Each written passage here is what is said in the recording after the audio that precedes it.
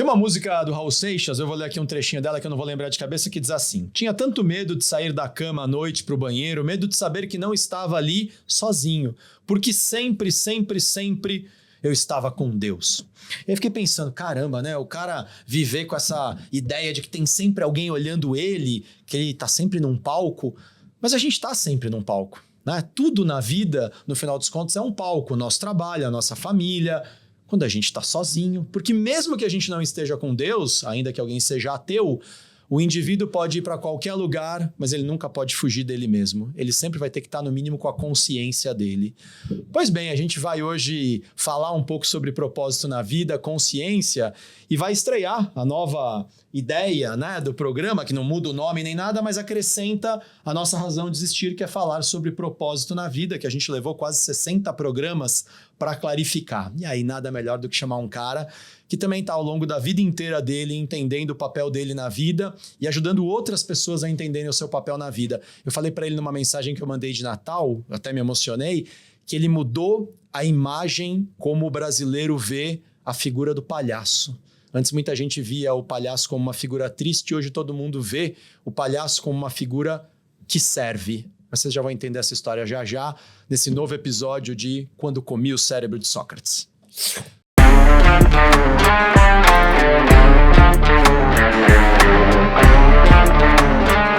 Bem-vindos, bem-vindas a mais um episódio deste delicioso, humorado, mas com propósito podcast Quando Comi o Cérebro. Lúdico.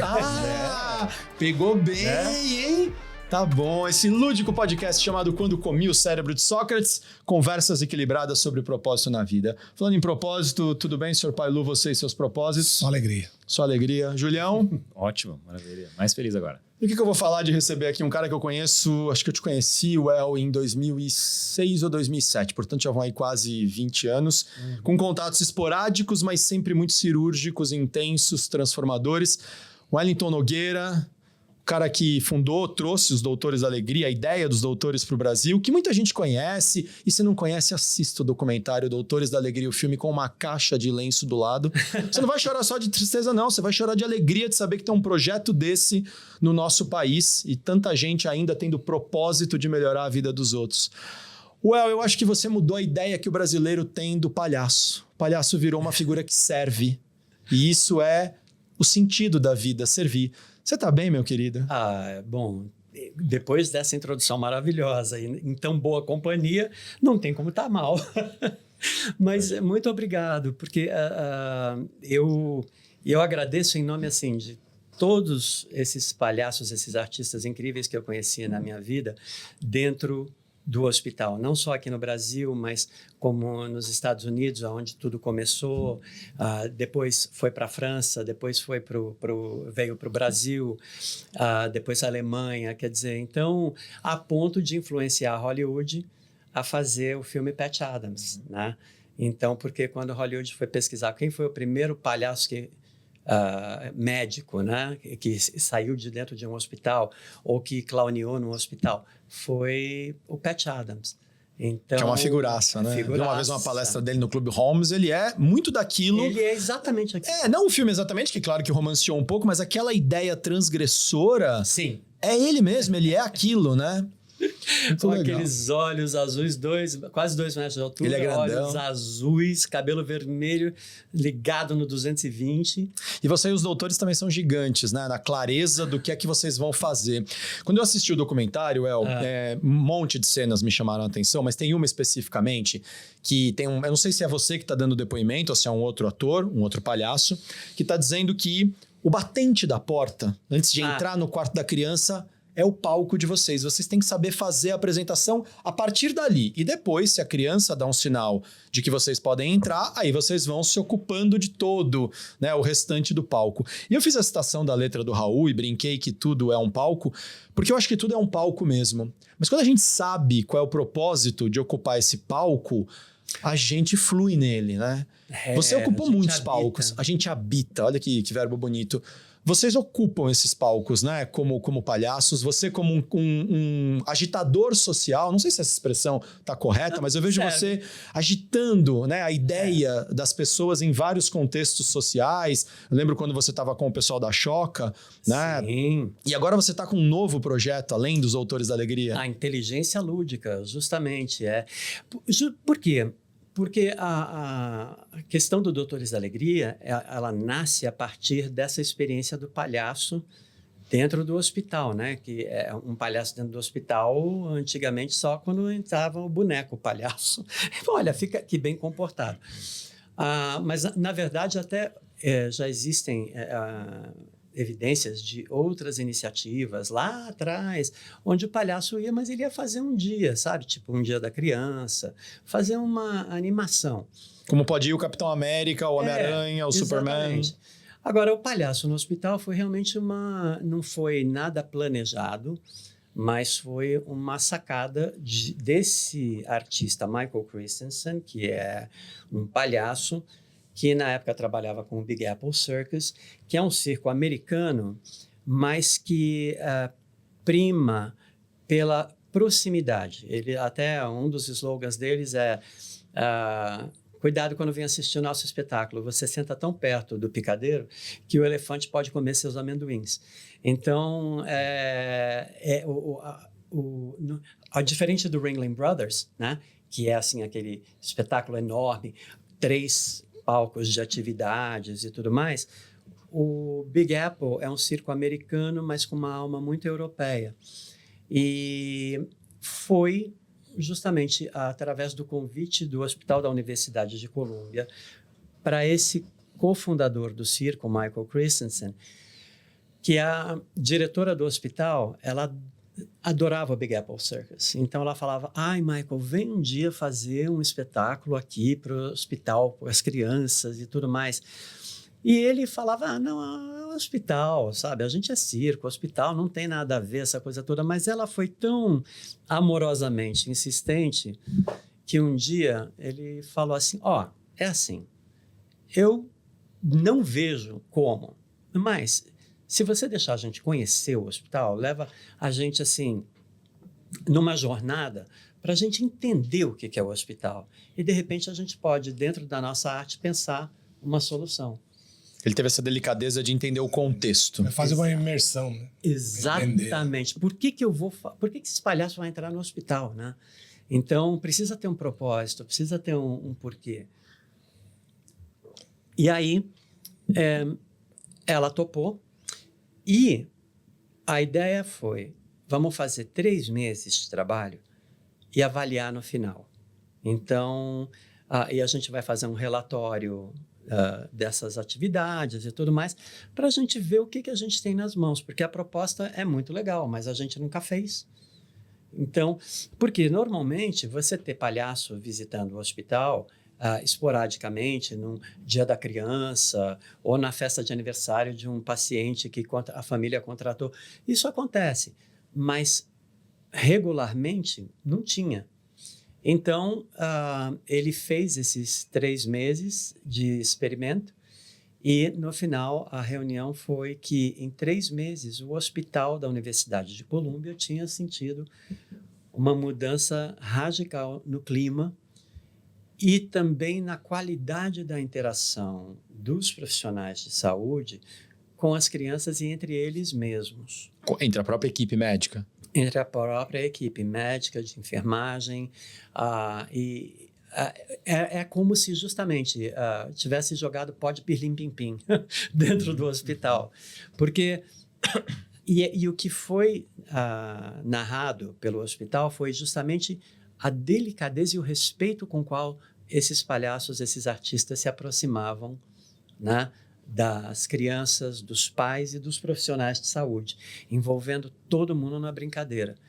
Então, e o Michael, ele pegou justamente nesses 3 meses, ele anotava tudo o que acontecia. Então, foi daí que foi nascendo a metodologia, tudo. E quando esse grupo já estava com 1 ano e meio, mais ou menos, de atividades, eu, na época, morava em Nova York, que eu saí do Brasil para estudar teatro musical. Broadway. Exatamente. Eu queria ser um superstar na Broadway, né? Eu sempre tive pequenas ambições. Então, eu falei, não, eu quero ser um artista completo, porque eu dava aula de inglês no Objetivo. E a maneira que eu encontrava de os alunos prestarem atenção era sendo cara dura. E eu, na minha cara durice, eu sempre adorei cantar, né? Sempre adorei musical, então eu cantava. E não tinha o mercado. Você. Isso o quê? Anos 90? Isso foi. Não, foi antes. Eu comecei a dar aula no Objetivo em 85. O mercado de musicais no Brasil não tinha dimensão nem de perto que tem hoje, Só né? pelo Tantas cinema. produções. Exatamente. Então, mas era muito engraçado. Ou então, por exemplo, passava um filme. Eu me lembro, tinha um filme que até o filme era medíocre, mas a música era bonita, ganhou o Oscar. Chama People Alone. People alone can go very fast, but maybe not so far. Afinadinho, hein? E aí, dá pro gasto. Manda bem, pô.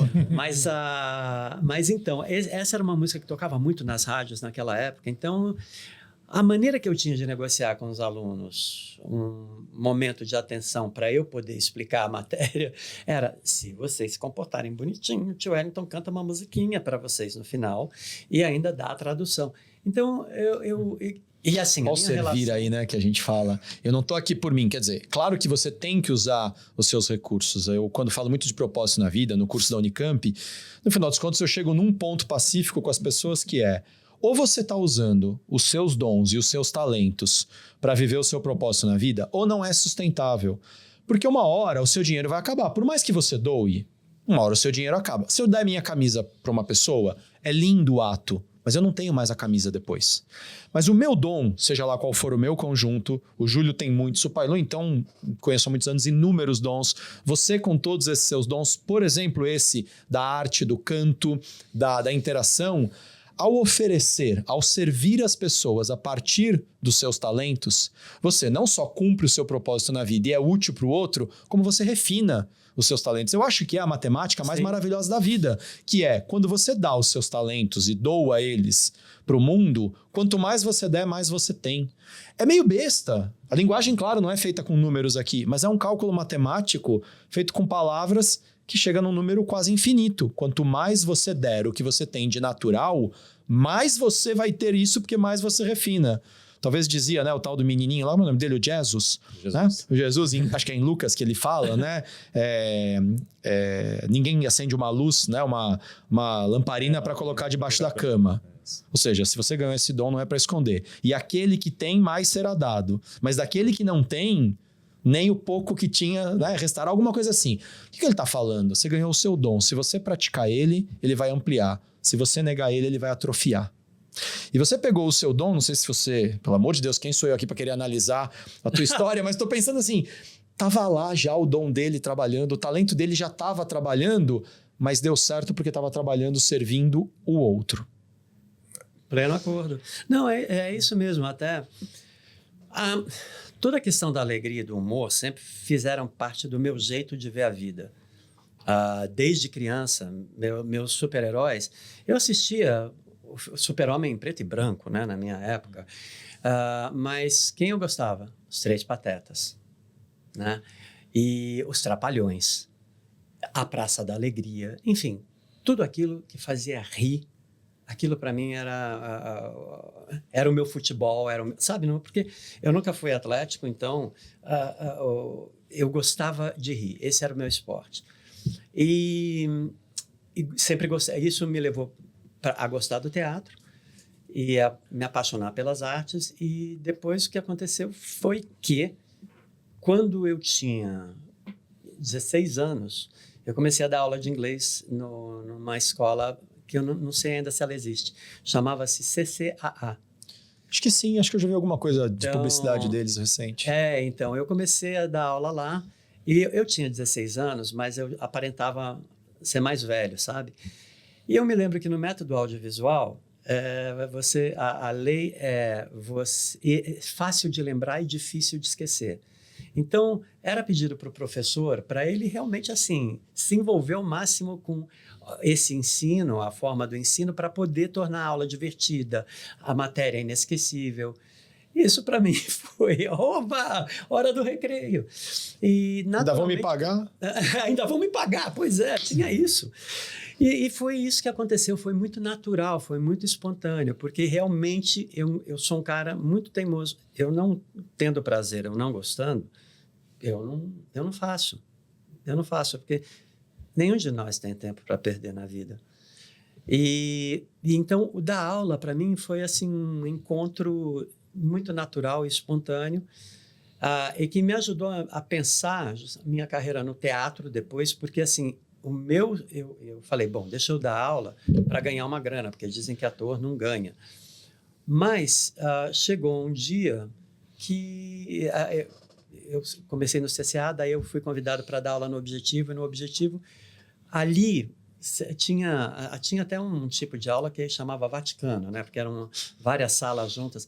Então, ali eu vi que, por exemplo, cantar, contar histórias engraçadas, tudo isso prendia a atenção e tornava a aula interessante para o aluno. E chegou uma hora que, de tanto cantar, teve uma vez um aluno falou, o senhor gosta tanto, né? Eu falei, eu adoro. Ele falou, devia aprender. Esses alunos. Isso, né? Maravilhosos. Mas você sabe que é aquilo que me fez pensar. Eu falei assim, quer saber? E ainda, logo na sequência, tipo, eu estava saindo do Objetivo uma noite, às 11 horas da noite, última aula do cursinho, tudo, e eu estava entrando no carro, eu fui assaltado por 3 caras. Mas o meu carro era um Fiat a álcool, daqueles primeiros modelos. 147? Que não ligava de manhã. 147. Que não ligava de manhã. Ou ficou o dia inteiro desligado, à noite, numa noite fria. Bicho, você precisava ficar lá com o pé no acelerador, essa coisa toda. E eu me lembro que os caras vieram me assaltar, eu falei, olha, o carro está quebrado, eu estou esperando o guincho. E aí eles falaram, vamos testar. E, claro, não aconteceu nada, eles foram embora, o guincho chegou e levou ou melhor, o guincho não chegou, porque, na verdade, aquilo não era verdade. Mas tinha que ter um truque. Eu tinha que fazer o carro andar um pouquinho para ele poder pegar no tranco. O truque era pegar no tranco, né? Exatamente. Então, eu sempre deixava numa ladeirinha, porque daí eu já não tinha problema. Enfim, mas naquela noite do assalto, eu me lembro que eu cheguei em casa, porque eu falei assim, eu não acredito, eu me senti nascendo de novo. E eu falei, eu não vou mais perder uma hora da minha vida fazendo aquilo que não é o que eu realmente quero. Eu adoro dar aula, eu amava o palco da sala de aula, mas eu queria ir além. Então, no dia seguinte, eu amanheci no consulado americano e fui pesquisar a escola de teatro musical. E aí eu peguei as relações, essa coisa toda, comecei a escrever para elas e escolhi tinha uma escola chamada American Musical and Dramatic Academy, que era a única escola de teatro musical que não era universitária, mas tinha uma formação de 2 anos e meio, que se você quisesse ir para uma faculdade depois, isso contava ponto. Então, eu fui. E aí começa essa nova fase da minha vida, de entrar nesse universo que eu conhecia como espectador, mas a partir da hora que eu entrei como aluno, eu comecei a entender a beleza, o que era tão importante no teatro musical, porque você é um artista completo, é cantar, dançar, representar, mas não pela questão egóica, pela questão de que chega uma hora que a emoção é tanta que falar não é suficiente, então você precisa dançar. E chega uma hora que só falar e dançar não é suficiente, você precisa cantar também. E aí é essa beleza toda que traz um artista completo. Claro. Né? E ainda a primeira aula era técnica de palhaço. E eu saí da aula, eu fui na diretoria falar assim, eu não vim aqui aprender a ser palhaço, eu vim aqui para estudar teatro musical, eu quero ser um superstar na Broadway. Eles falaram, perfeito, mas se você não assistir a aula de palhaço, você não vai nem poder continuar como aluno aqui na escola. Não. A regra é essa. Exatamente, então vamos lá. E aí eu entendi, porque o teatro musical, ele rompe com a realidade. Eu estou aqui conversando com vocês e de repente é tanta emoção nesta conversa que eu preciso cantar. Entende? O teatro musical vem disso. Um pouco da ópera, não sei, ou a ópera que é uma extensão do teatro musical, né? Não, eu acho que na verdade o teatro musical não é que é uma extensão, ele é uma simplificação da ópera. Tá. E mais popular, porque justamente as histórias elas são faladas na língua local e as pessoas têm condição de acompanhar e se envolver mais e cantar junto, muitas vezes. Bom, mas enfim, o lance foi esse. Para mim, o teatro musical, desde que eu me entendo por gente, eu me lembro que eu assisti Mary Poppins 5 vezes. Então, o musical, para mim, era a forma mais perfeita de arte. Mary Poppins, hein? Supercalifragiliste... Eu não lembro o finalzinho. Deixa eu dar um plot twist aqui, porque eu tô pensando o seguinte. Uma vez a gente gravou, não sei há quanto tempo atrás, um programa falando sobre o humor. Nos atrevemos a invadir o seu território com todo o amor do mundo. Mas a gente falou muito do quanto o humor bebe na fonte da tragédia. Né? Não há humor sem tragédia. Ninguém ri de uma pessoa que anda do ponto A ao ponto B e chega lá tranquilamente. A gente ri quando entre o ponto A e o ponto B ele tropeça. Né? E aí, num hospital, tem muita tragédia. Ninguém vai para o hospital porque está feliz. Né? Vou para o hospital porque eu estou me sentindo super bem, vou lá dar um rolê. Não acontece. As pessoas vão porque ou estão em tratamento, ou estão se sentindo mal, ou querem fazer um exame, tudo porque tem algum grau de preocupação. Problema. Então, o humor entrando nesse ambiente que tem a sua carga de tragédia, ele conecta, além, claro, de ser um bálsamo para muita dor. Só que, eu tô olhando para você, a gente não se encontrava presencialmente, acho que desde 2019, quando a gente se encontrou em Vinhedo pré-pandemia. Tá? Exato. Você já estava com meia dúzia de cabelos brancos, agora você está com 12, uma dúzia. Eu não tenho cabelos mais, né? Eu adoraria ter os seus cabelos brancos, eu não tenho. Tô querendo dizer que o tempo passa e as tragédias também vão mudando de lugar, porque hoje... Não sei se dá pra gente dizer, meninos, que existe muita tragédia no mundo adulto. E o mundo adulto é um mundo, muitas vezes, fundamentalmente organizacional, um mundo de organizações de empresas. Eu trabalho muito com empresas, você sabe disso, a consultoria. Sim. O Júlio é dono de uma empresa, o Pailu, então, 30 anos de experiência em mundo corporativo, mais... E tem muita gente doente no mundo corporativo. O mundo corporativo hoje vive, dentre vários aspectos, uma tragédia. E quem está no mundo organizacional são adultos, não crianças. Aquelas crianças que viviam a sua tragédia dentro do hospital e que precisaram do humor dos Doutores da Alegria e de tantos grupos que vocês inspiraram, né? Não sei quantos grupos hoje de palhaços se organizam inspirados em vocês. Tem mais de 1000 iniciativas. Maravilhosa. Você entende o teu papel? Você entende o teu propósito, El? Você entende por que eu falo que você mudou a cara do palhaço no Brasil? Agora, existe uma outra tragédia, que é a tragédia do adulto no mundo corporativo e em outros ambientes. Esses anos a mais não foram te dando uma visão de que tem agora um novo tipo de humor para trabalhar, que não é só com criança, mas é também com adulto? Não sei se o meu plot twist fez sentido. Não, o seu plot twist para mim faz sentido, porque essa é uma questão que permeia a minha vida há muito tempo. Uma coisa que aconteceu com a gente, nos doutores, foi da gente receber convite para ir fazer palestra em empresas. A gente nunca tinha pensado eu nem me via como palestrante numa empresa, mas uma vez uma empresa chamou, a Fundação Dom Cabral. E eles foram muito gentis comigo, porque eu falei, eu nunca fiz, vocês têm certeza que é com a gente mesmo?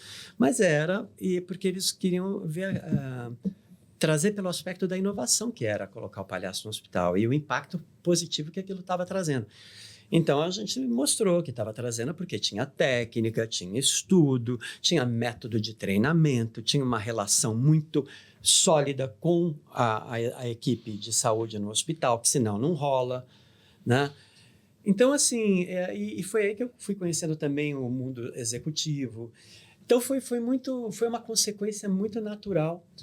Foi conhecendo as tragédias do mundo executivo, das empresas. É verdade. É verdade. Não, tanto que hoje a epidemia de saúde mental, que é global, mas eu diria que ela começa no mundo executivo. À medida que o mundo começou a mudar cada vez mais rápido, sem manual de instrução, e o mundo do trabalho acostumado com entregas, resultados e tudo mais, e o tempo começou a ficar mais escasso, chegou uma hora que justamente o equilíbrio começou a ficar balançado. E você comentou aqui no comecinho, antes da gente começar a conversar, sobre resgatar uma ludicidade na fase adulta. Exatamente. Isso como um certo complemento, uma certa continuação do trabalho que você fez no Doutores da Alegria. Exato. E como que seria isso? Como que é esse trabalho de... Bom, pasme vocês, mas então hoje existe um trabalho chamado Pedagogia de Emergência, que nasce na antroposofia e que trabalha com brincantes profissionais que são treinados para trabalhar com grupos de pessoas que passaram por desastre natural e sobreviveram. Inclusive, um dos meus mestres nessa área chama-se Reinaldo Nascimento, que é um brasileiro que trabalhou com o público que sobreviveu a Brumadinho. Uhum. Depois daquela experiência, o trauma é a moeda corrente. Só que a ciência começou a trazer essas evidências que, ao brincar, a gente acessa um momento e um lugar tão forte, tão poderoso no ser humano, porque tudo que a gente é hoje começou quando a gente brincava. Exato. Até alguém um dia falar, acabou a brincadeira, agora é sério. Pronto, esse é o primeiro trauma que a gente sofre. Mas hoje a ciência está falando, não, continua brincando, continua trazendo a ludicidade. É claro que nós não vamos brincar de pega-pega. Quer dizer, mas a gente não vai. E por que não? Né? E por que não? Não é. Exatamente. Onde na natureza existe uma lei que diz não pode? Existe uma lei da gravidade que diz não dá para dar um pulo de 50 metros só com a força das suas pernas. Mas não tem uma lei que diz não pode fazer pega-pega aos 50 anos. Olha, não, é verdade. Mas se bem que no mundo corporativo, às vezes é bem capaz de ter, viu? Porque, sinceramente, eu já vi cada declaração de propósito, assim, que me assustou um pouco. Mas, de qualquer maneira, quando eu falo isso também não é derriçando, é um fato que eu acho que a beleza do ser humano é justamente tentar sempre fazer o melhor. Agora, durante muito tempo, a gente aprendeu também a fazer isso junto com uma questão de controle. E hoje, na velocidade que as coisas estão acontecendo, esse controle precisa ser substituído por confiança. Porque a confiança pode fazer com que nós estamos aqui, nós quatro, e cada um de nós vai estar num ponto cardeal. Mas se o que a gente está fazendo naquele ponto cardeal veio de um lugar de confiança, eu estou conectado com o que cada um de nós está fazendo em cada um desses pontos. E eu sei que a gente está separado e a gente é um, juntos. Então, esse, para mim, é o desafio da contemporaneidade, da gente aprender a integrar esse sentimento. E isso acontece quando você desenvolve intimidade. E como que você pode... E que tipo de intimidade? Brincar juntos. Por quê? Porque precisa de confiança. Para você brincar juntos, precisa de confiança, precisa de respeito. Senão, não tem brincadeira. E confiança é binário, né? É quase como gravidez, né? Não tem meia gravidez. Não tem, eu confio um pouquinho no Wellington. Um pouquinho significa que não confia. Ou confia ou não confia. Confiança é uma entrega, né? Desculpa, pai. Não, tem uma coisa que me recorreu aqui, que eu escutei um tempo atrás, que bate exatamente o que você está falando. O mundo está caminhando para essa questão de... A gente já falou de outros capítulos, mas na velocidade, das cobranças, e tudo está indo muito intenso. E as pessoas estão se endurecendo, estão se fechando, e estão olhando as coisas com seriedade extrema. E perdeu o brilho da leveza, perdeu o brilho do humor, da contemplação. Perdeu o brilho da contemplação, do andar mais devagar, de perceber as coisas. E aí, um cientista falou assim, o que está envelhecendo as pessoas precocemente, matando, é a pessoa, o ser humano, se perder da sua essência de infância, que é de se permitir ser simples, se permitir ser honesto, sincero, com tudo. Espontâneo, exatamente, essa era a palavra, genuíno, né? E interagir com todos. Você dá o presente pra criança, ela gosta mais da caixa, do papel que do brinquedo. E ela fala a verdade. Exato. Sem cerimônia, né? Sem cerimônia. Deixa eu aproveitar e mencionar aquilo que você já citou sobre Jesus também. Ele falou exatamente a mesma coisa, né? Quando chegou uma criançada lá em cima dele, o pessoal falou, não, peraí, criança não. Aí o que Jesus fala? Assim, não. Já minhas criancinhas. Deixa eles vir. E ainda delas é o reino dos céus. Exatamente. E ele fala exatamente isso. Ele fala que se vocês não forem como uma criança, não tiver essa alma de criança, essa sinceridade, essa simplicidade de uma criança, cara, você não tá comigo, não. Você sabe que isso você está trazendo como serviço que eu servi, que nós estamos falando aqui, né? Para o mundo corporativo que está doente. Tem algumas empresas que nem sabem que estão doentes, né? Mas está todo mundo ficando muito doente, que é exatamente a principal, vamos dizer, principal remédio para essa dor que eles estão sentindo agora. Que é trazer essa leveza, que é desacelerar, que é se permitir, né? E voltar para a essência. Exatamente. Porque as pessoas esqueceram que um dia foram crianças, Sim. que brincava, que não tinha nada com não vou fazer tal coisa porque ele vai me julgar. Ou não vou fazer tal coisa porque eu posso tomar uma pernada. Mas como psicoterapeuta, uma vez eu ouvi um rapaz, e não foi uma vez só, mas lembro desse caso, que ele disse assim, não, tudo bem, entendi o que você quis dizer aí, mas eu não sou mais criança.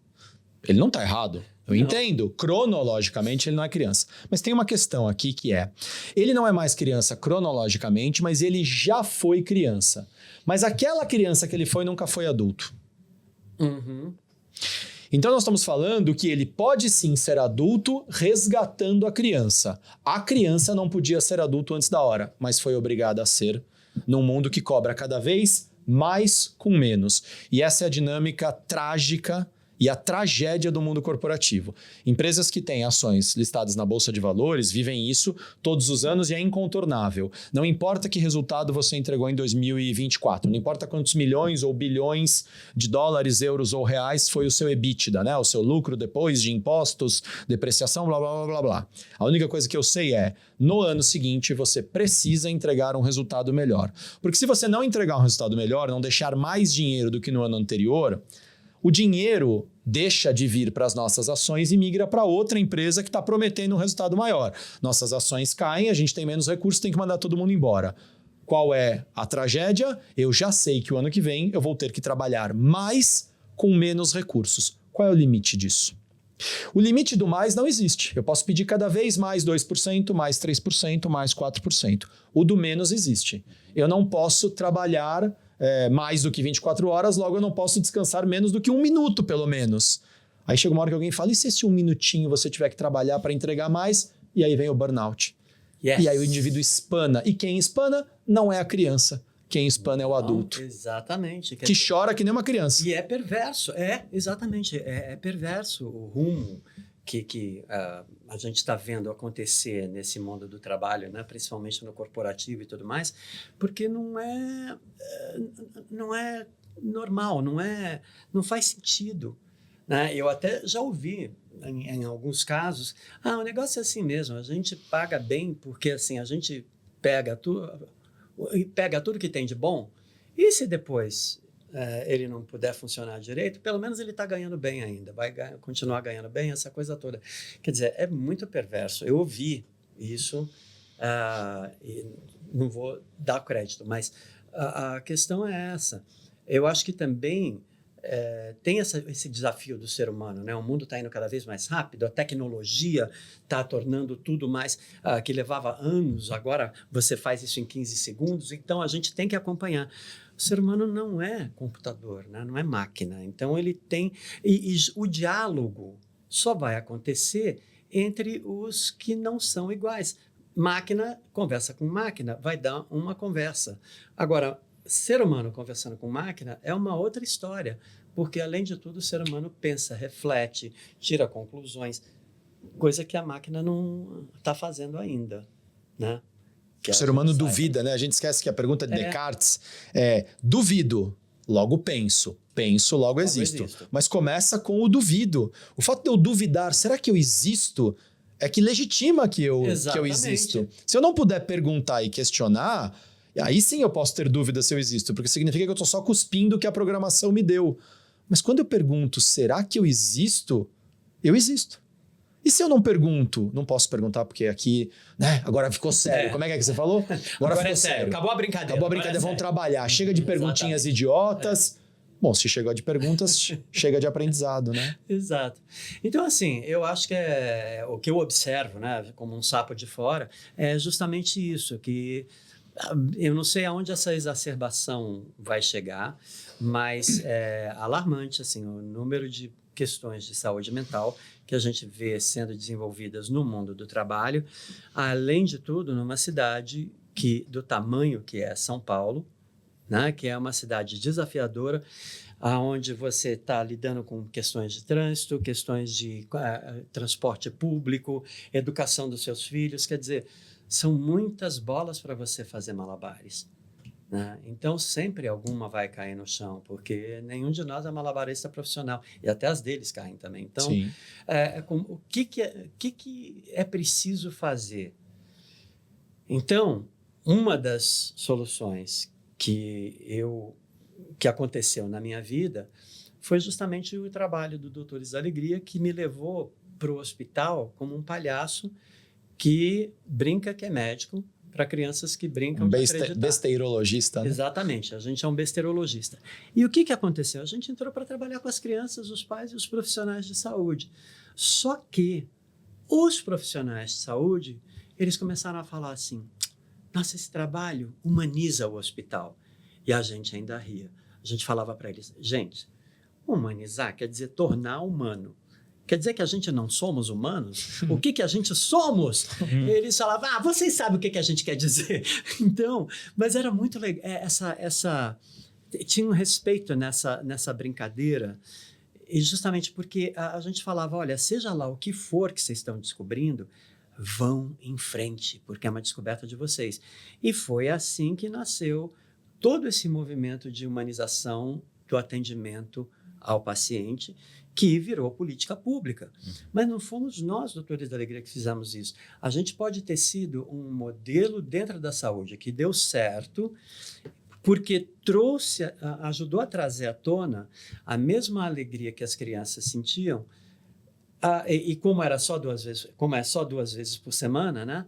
Então, nos dias que não estava o besteirologista lá, as crianças, os profissionais, todo mundo sentia a diferença, e eles passaram a querer mais, mas movidos por um desejo gostoso de como é que a gente amplia o alcance da alegria. Então, a humanização hospitalar, você vê, não foi feita pelos Doutores da Alegria, foi feita pelos profissionais de saúde. Enfermeiros, médicos. Mobilizados pelo fato de que eles viram que eu me der estapafúrdia como palhaço em hospital, regularmente, 2 vezes por semana, 6 horas por dia, visitando os pacientes individualmente, leito a leito, isso estava trazendo uma mexida ali. E aí eles foram organizando. O que é a humanização? E aí, então, eles começaram a organizar esse conhecimento e virou uma política pública. E das crianças no hospital, numa tragédia de estarem internadas, e uma criança não quer estar, obviamente, no hospital. E de um grupo de profissionais humoristas, no papel de palhaço, indo lá melhorar a atmosfera desse ambiente, mas melhorando também a atmosfera dos médicos, enfermeiros, a vida que é sempre cíclica, né? Porque, como diz Heráclito de Éfeso, a única constante da vida é a mudança. Como dizem os hindus, budistas e todos os grandes pensadores transcendentais, a vida é cíclica, é tudo junto, misturado, indo e voltando. Vocês dão a volta e chegam agora, a partir da criança, na criança que existe dentro de adultos que estão doentes em organizações, não só privadas, mas de vários aspectos. Exatamente. Que bom. Então, foi assim, eu acredito, aí eu volto para o primeiro palhaço que fez isso, que foi o Michael Christensen, lá em Nova York. Eu tive a oportunidade de trabalhar 3 anos com esse grupo que começou o trabalho. Então, quando eu voltei para o Brasil e justamente recebi o convite para começar o trabalho no hospital, eu comecei, não sabia o que ia acontecer, mas foi ao mesmo tempo que foi abraçado pela inovação e tudo mais, eu sofri muito no começo com a questão de apoio, patrocínio, investimento, né? Porque é complexo de entender, mas o fato também do Doutores ter investido em pesquisa e ter publicado isso, aí começou a ver um olhar mais apurado, falando, não é... tem mais além da palhaçada. A brincadeira é séria. A brincadeira é séria, tem conhecimento organizado, que engloba todo mundo dentro do hospital, tanto que eles falavam, humaniza, até que a área da saúde criou um movimento de humanização do atendimento à saúde que perdura até hoje, né? Isso é o sonho de toda ONG, é influenciar a política pública. Eu garanto para vocês que a gente nunca foi para um hospital pensando em influenciar. A gente foi sempre pensando em fazer o melhor trabalho possível para as crianças, para os pais e para os profissionais de saúde, os nossos 3 públicos. E o resto foi consequência. E eu tenho muita alegria em falar. Foi a área da saúde que pegou essa causa na mão, porque eles é que têm o poder de pegar e mexer em currículo de formação de profissional de saúde. Justíssimo. Eu sei que muita gente do mundo corporativo nos assiste, sejam clientes meus da consultoria, os inúmeros contatos do Pailu. Se você não conhece alguém no mundo, fala com o Pailu. Ele conhece alguém que conhece essa pessoa, não tem a menor dúvida. Né? Júlio, que conhece um monte de gente, muitos amigos também. Alguém que trabalha numa organização e que talvez esteja vendo sua empresa doente, talvez assista esse programa e diga assim, talvez eu precise levar um pouco de brincadeira, de ludicidade para minha empresa. Ótimo. Liga para o El, se não conseguir falar com o El, liga para mim, para o Pailu, para o Júlio, a gente faz a ponte. Perfeito. Vamos levar um pouco de humor, de saúde, né, para que o mundo evolua. Well, a gente vai ter que marcar um outro papo outro dia, porque isso aqui dava mais ou menos umas 23 ou 24 semanas de conversa, mas para não ficar muito longo, a gente quando vai encerrando o papo diz assim, cada um tem o direito a temperar o cérebro de Sócrates, né, o nome do nosso programa, com algum aprendizado. Enquanto você estava falando, eu lembrei de uma coisa que eu li outro dia num livro chamado As Coisas que Você Vê Quando Desacelera. Aí eu achei que conecta tudo, não sei se você já leu esse livro do coreano, e nós estamos aqui gravando num estúdio cujos donos são coreanos, Olha, tudo se legal. conecta, Você né? vê? O Alex e a trupe toda. David, obrigado pela paciência, querido, né? Só jogando um pouquinho mais pra direita. Beleza, e tudo isso, não, e segue, não precisa nem editar, faz parte aqui da vida real. Na vida real, os adultos erram, né? Os adultos erram e tudo bem, né? Mas enfim, eu lembrei aqui do trechinho, as coisas que você vê quando desacelera. Ele diz assim, se eu tivesse que resumir a vida da maioria das pessoas em poucas palavras, diria resistência interminável em relação ao que se é. Ao resistir, estamos em constante movimento, tentando nos ajustar e mesmo assim continuamos infelizes em relação ao que somos. Última parte. Se eu tivesse que resumir a vida de uma pessoa iluminada em poucas palavras, diria completa aceitação do que se é. Ao aceitarmos aquilo que somos, nossa mente fica relaxada e serena enquanto o mundo se transforma depressa ao nosso redor. Tipo como fazem as crianças. E os palhaços, que justamente eles aprendem com as crianças. Que Deus abençoe os palhaços. Exatamente, porque isso é sobre a arte do palhaço. Eu aponto em mim os erros. Para quê? Para você poder rir. E ao mesmo tempo que você está rindo, você começa a ter a chance de adquirir uma consciência. Fala, peraí, dá para fazer de um outro jeito, de uma outra forma? E foi isso que a gente viu acontecer na área da saúde. A partir da hora que 2 vezes por semana, homeopaticamente, aquela dupla de palhaços estava no hospital durante 4 horas, abriu-se um espaço que os profissionais de saúde ao começar a falar isso humaniza, que legal. E o que é humanizar? E eles foram lá e desvendaram e estão desvendando até hoje. Mas virou uma política pública. Então, quer dizer, e o sonho de toda a ONG é influenciar a política pública. Claro. Então, quer dizer, agora, eu juro para você que não fui fazer um movimento, fui só fazer o trabalho junto com toda a equipe do Doutores, que continua fazendo o trabalho, né? Hoje eu estou trabalhando com a questão da inteligência lúdica, porque é justamente para levar para quem não está hospitalizado, né? Essa questão da ludicidade na fase adulta da vida. Porque o que a ciência hoje está mostrando é que o brincar na fase adulta da vida coloca a gente em contato com uma potência que a gente tem que ficou guardado o dia que alguém falou, acabou a brincadeira, agora é sério. Pronto, esse é o primeiro grande trauma. Então, a gente precisa, sim, resgatar. É claro que nós não vamos brincar de pique-esconde, mas a gente precisa resgatar os espaços para a ludicidade acontecer no ambiente de trabalho, porque isso vai fomentar melhores ideias, melhor qualidade de relação entre as pessoas, melhor qualidade de relação com os desafios, como uma grande brincadeira. Verdade. Mais criatividade, mais leveza. Exato, exatamente. Menos doença, menos faltas. Menos doença, menos falta. Pois é, gente. Que isso? Meninos queridos, vocês temperam de alguma forma esse cérebro de Sócrates? Eu já brinquei de pique-esconde com meus filhos e foi bem divertido, viu? Pode, claro. Isso é maravilhoso, isso é maravilhoso. E eu tenho certeza que você aprendeu muito com eles. Com certeza, com certeza. E só para encerrar, só uma pergunta bem rápida, que eu acho que tem a ver com o nosso tema de propósito, né? Você ficou 25 anos na liderança, à frente dos doutores. Foi fácil, sim, do trabalho? Ele é humorista também, tá? Não, eu fazer as perguntas aquele óbvias, né? Assim, eu imagino que não tenha sido só tranquilidade, né? Só. Não. No começo, inclusive, eu quase desisti. Aí a outra pergunta é, valeu a pena? Todo o trabalho? Está valendo a pena ainda. E hoje, vamos dizer assim, eu ter feito essa transição para o mundo da ludicidade é porque nós fizemos relações tão bonitas com o mundo corporativo que justamente o mundo corporativo começou a nos convidar para fazer palestras, e essas palestras são remuneradas, então elas impactam maravilhosamente o orçamento do doutores, e deu para a gente fazer uma poupança, deu para a gente passar por momentos difíceis, e também eu acho muito importante, se organizações sem fins lucrativos criam tecnologias, por que elas não podem viajar para outros tipos de organização? E isso ajudar a fomentar a sua existência.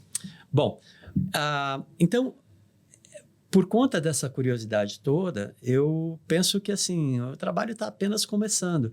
Mas o grande desafio da gente hoje, eu acho que é mexer na relação entre o ser humano e o que a gente chama trabalho. Porque nos últimos anos, o que eu, como sapo de fora, tenho observado é, principalmente no mundo corp, esse aumento do número de casos de problemas de saúde mental. Exponencial. Exatamente. E assim, então tem alguma coisa muito necessitada de mudança. Eu prometo que é a minha última fala. Uma vez, eu criei uma máxima que é o seguinte: tem coisas que eu ouço, né, ali num processo terapêutico, que mesmo que metade do que as pessoas tenham me contado, do que aquela pessoa tenha me contado, seja mentira, ou ela esteja delirando, a outra metade que sobra ainda é assombrosa. Ainda é para se olhar com muito cuidado. Mesmo que se diga que hoje em dia há muitos diagnósticos, inclusive exagerados, hoje também qualquer coisa já é um problema. Tá bom. Ainda que metade dos diagnósticos hoje possam estar superestimados, o que eu não acredito, mas ainda que estejam, a outra metade que sobra ainda é muito diagnóstico, para a gente não levar isso de maneira muito séria. E se é sério, vamos levar com humor. Vamos trazer o humor para quebrar aquilo que é sério, porém trágico.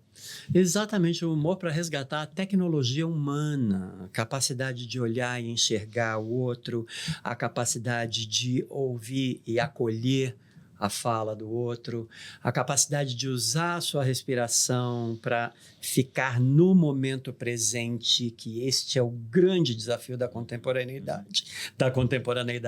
Por que a gente está tendo tanta questão de saúde mental? Exatamente por isso, porque está ficando cada vez mais difícil habitar o aqui e agora.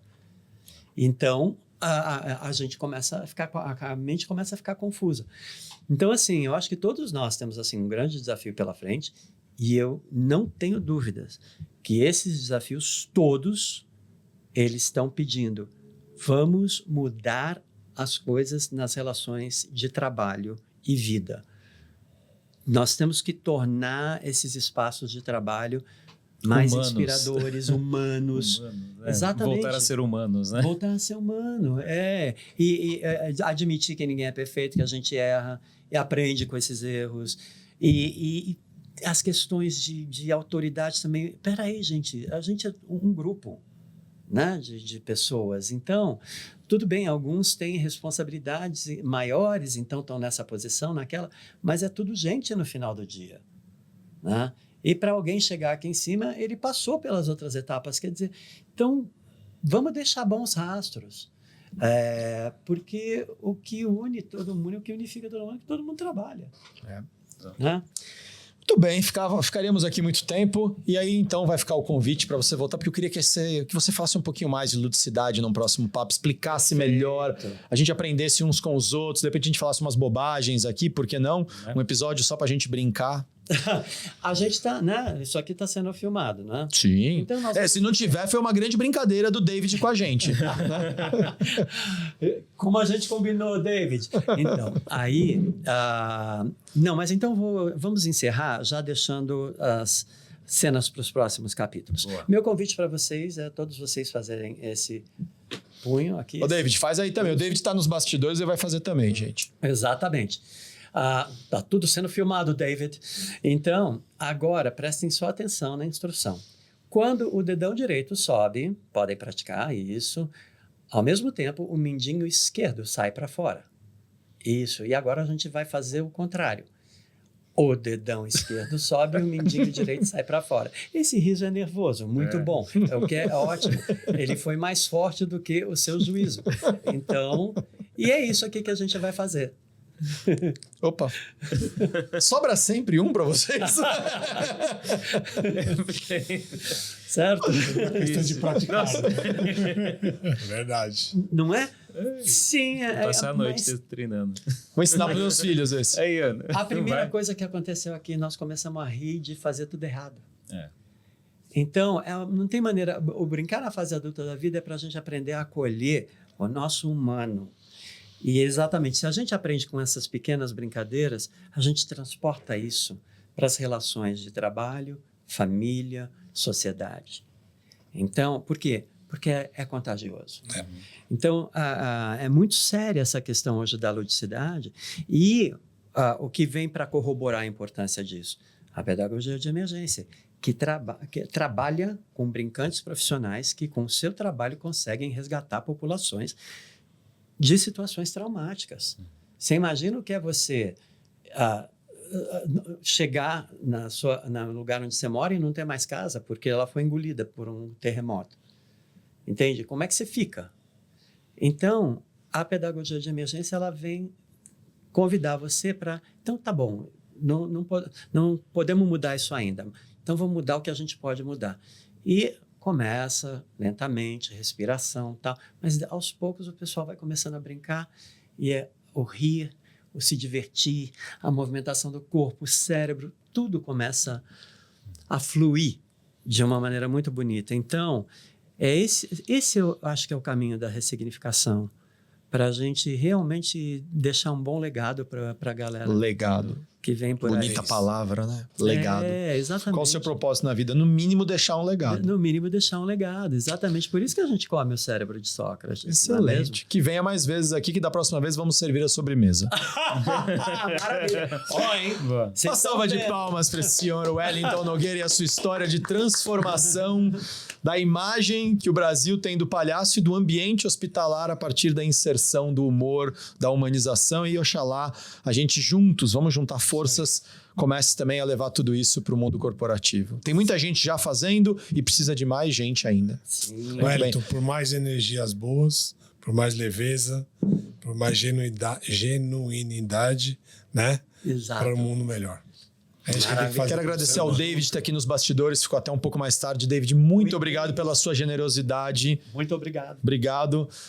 Julião, mais uma vez, obrigado por fazermos esse papo aqui, que para mim é tão energizante, Só cara. agradecendo. Obrigado, Wellington, pela visita. Foi um... Valeu. Tamo junto. Vamos fazer Foi mais. excelente. Esse foi mais um episódio, então, desse bem-humorado, pulsante, humano, né? E também cheio de erros, mas tão divertido podcast quando comi o cérebro de Sócrates. Lúdico. E lúdico, será? Exatamente. Gente, um grande beijo para vocês. Muito obrigado por nos assistir. Até a semana que vem. Valeu. Valeu.